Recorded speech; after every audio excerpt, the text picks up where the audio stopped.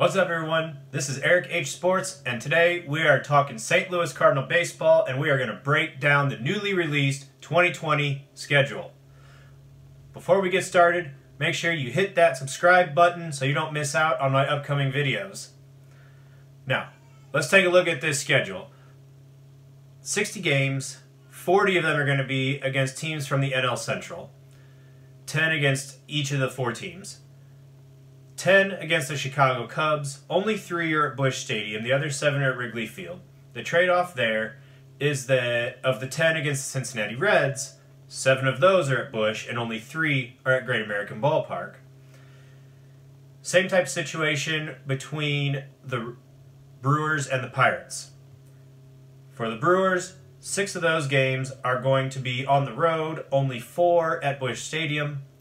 The opposite is the case for the Pirates. 6 of the games against the Pirates will be at Busch Stadium, only 4 at PNC Park.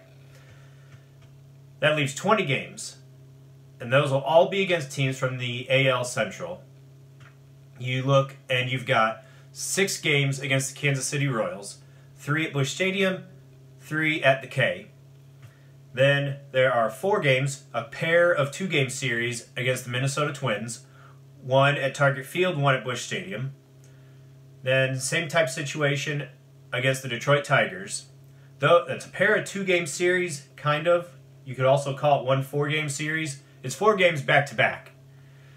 But 2 will be at Comerica Field, and then the teams will travel, and they'll play 2 more at Busch Stadium consecutively. Similar to how the Cardinals and Royals would do that, where they play 2 at Busch and 2 at the K back-to-back. Anyway.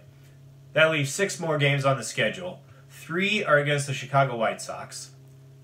None of them are at Busch Stadium. The series begins in Iowa for the Field of Dreams game. The Cardinals were the replacement team in that, just because the effort was to keep everything geographic.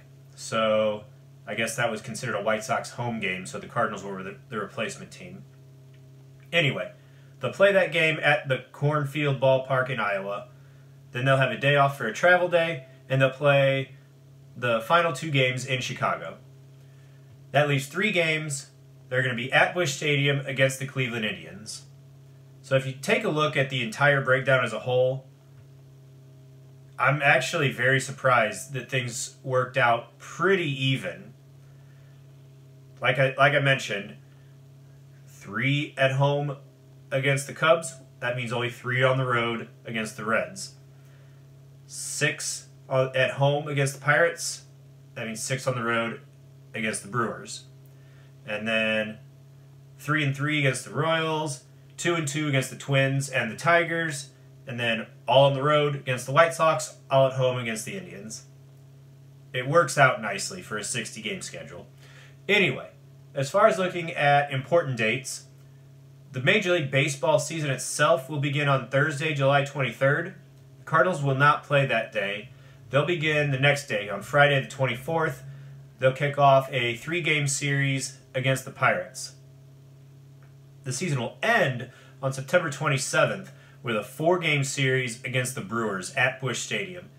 That could be monumental. It could be determine the winner of the NL Central. Or it could be nothing, but we'll see. Now, the Cardinals do have a nice, kind of easy as it can get in baseball, stretch of schedule immediately preceding that final 4-game series against the Brewers.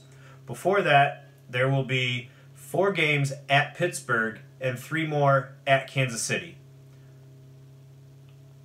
No one's ever scared of any of those teams, so hopefully that can be a nice little stretch where the Cardinals can get some breathing room, because they may need it against the Brewers. We'll see.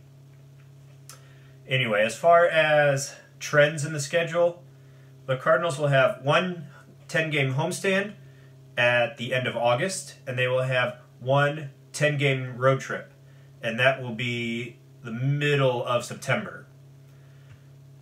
Other than that, there's an 8-game homestand, a 7-game road trip. Other than that, you're looking at 4 games, 6 games, and then traveling either to or from St. Louis. It's going to be a lot for a good chunks of the season, but you work with what you got when you're throwing this together like everything is being done. I mean, this is all unprecedented, and the fact that schedules are worked out and make sense and seem pretty equal, I'm good with it. Anyway, that's all I've got for this breakdown of the 60-game 2020 season for the St. Louis Cardinals. Again, make sure you subscribe to my channel, and we'll see you next time.